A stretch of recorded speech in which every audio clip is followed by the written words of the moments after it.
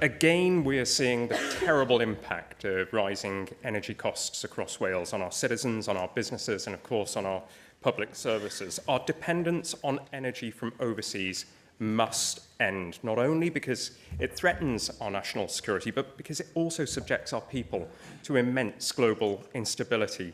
Do you agree that alongside renewables, the building of as many as 8 small modular reactors at Wylfa offers enormous opportunity to provide energy security, lower bills, and 8,000 jobs, 3,000 of which will be in your constituency?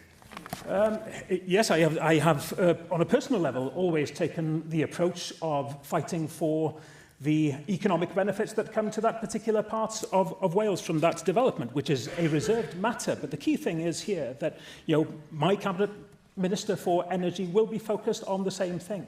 It's about looking at how we make the most of this opportunity in terms of job creation and in terms of the environmental impact of that. And the member has my assurance that that will be the principle that guides us.